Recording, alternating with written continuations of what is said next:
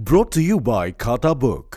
इनका टुमारो होना हो लेकिन हिसाब टुडे हो सकता है। हाँ? कैसे? भाई खाता आउट करो, खाता बुक डाउनलोड करो, ये ऑटोमेटिकली हिसाब करे, उधारी वापस लाए फटाफट। भेज दिया उसको हिसाब। खाता बुक, बिजनेस हुआ इजी। नमस्कार, मैं हूं शिवेंद्र श्रीवास्तव और आप देख रहे हैं यूपी तक। यूपी तक में मुद्दे की बात आज ये कि योगी सरकार उत्तर प्रदेश में लव जिहाद को लेकर कानून लाने जा रही है।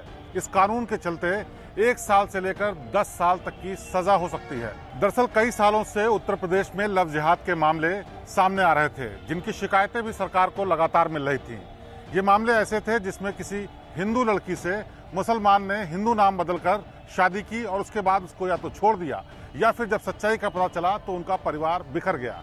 ऐसे मामलों की शिकायत आने के बाद लॉ कमीशन ने एक ड्राफ्ट तैयार किया, जो कि नवंबर 2019 में सरकार को सौंपा गया। लेकिन ये मामला विवादों में आ जाने के बाद चर्चा के दौर से गुजरते हुए लटका पड़ा था। अब आखिरकार योगी सरकार इस पर कानून बनाने जा रही है। इसका मसौदा तैयार होने के बाद सरकार ने इस पर चर्चा की, बहस की और उसके बाद कई खामियां थी जिनको दूर भी किया गया। और उनको दूर करने के बाद आखिरकार इस मौके पर यह मामला पहुंचा कि इस पर अब कानून बनाया जाए। इसके लिए बाकायदा कैबिनेट की बैठक की गई और उसमें तमाम चीजों पर चर्चा की गई, जिसमें सजा की बात को लेकर के चर्चा हुई। इसके साथ ही साथ चर्चा इस बात पर भी हुई कि आखिरकार किन मामलों को लव जिहाद के मामलों से जोड़ा जाएगा। सरकार के मुताबिक हम भले ही आम बोलचाल की भाषा में इसे लव जिहाद कह रहे हैं, लेकिन वो लव जिहाद की तरह नहीं देख रहे हैं, बल्कि इसको धर्मांतरण की जबरन कोशिश के मामले के तौर पर देखा जा रहा है। यानी एक ऐसी शादी जिसमें धोखे से हिंदू लड़की से मुसलमान ने हिंदू नाम बना करके शादी कर ली और उसके बाद जब पता चला तो उसके बाद पारिवारिक कलह शुरू हुई। कई मामलों में लड़कियों को छोड़ दिया गया और कई मामलों में मामला अदालत तक पहुंचा, जिसके बाद इस पर चर्चा शुरू हुई और आखिरकार कानून का रूप अब ये मामला लेने जा रहा है। सरकार ने यह भी तय किया है कि इस मामले में 1 साल से लेकर के 10 साल तक की सजा होगी। 1 साल तक वो मामला जिसमें सिर्फ प्रेम प्रसंग के लिए लोगों ने धर्म का गलत इस्तेमाल किया।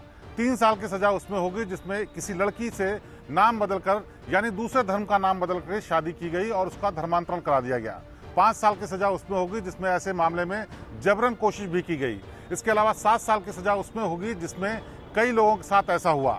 सामूहिक धर्मांतरण के मामले में 10 साल तक की सजा होगी, यानी किसी ग्रुप में हिंदू लड़की के साथ, हिंदू लड़कियों के साथ, कई ग्रुप के लोगों के साथ मुसलमान लोगों ने शादियां कर ली। ऐसे मामलों में मुकदमा तब दर्ज किया जाएगा जब पीड़ित लड़की का परिवार वाला या फिर कोई उसका करीबी रिश्तेदार पुलिस को शिकायत देता है, जिसके बाद जांच की जाएगी और असलियत सामने आने के बाद मुकदमा दर्ज किया जाएगा और आरोपों के आधार पर जो भी निष्कर्ष निकलेगा उसके हिसाब से सजा तय की जाएगी। इस मामले में खास बात यह भी है कि पीड़ित लड़की या लड़का किसी भी वक्त अगर ये बोलता है कि उन्होंने अपनी मर्जी से शादी की थी, धर्मांतरण जबरन नहीं कराया गया था, ऐसे मामले में मुकदमा दर्ज नहीं किया जाएगा।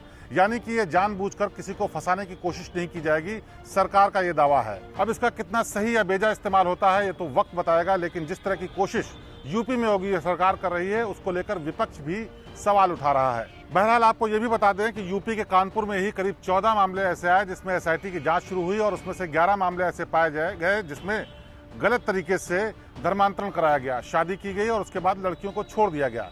इसमें SIT गठित की गई और 11 मामलों को सही पाए जाने के बाद मुकदमा दर्ज हुआ और आरोपियों के खिलाफ कार्रवाई भी की जा रही है। सरकार के लोगों का कहना है कि वो जानबूझकर किसी के ऊपर दबाव बनाने या जबरन किसी को आरोपी बनाने की कोशिश नहीं करेंगे और इसको लव जिहाद का भी नाम नहीं देंगे, क्योंकि जबरन या धोखे से धर्मांतरण का ये मामला कानून के दायरे में आएगा और उसको बाकायदा कानूनी अमले में लाया जाएगा। तो यूपी में लव जिहाद के मामलों पर ये थी यूपी तक की खास पेशकश। प्रदेश की बाकी ताजा तरीन और बेहतरीन खबरों के लिए आप देखते रहिए यूपी तक।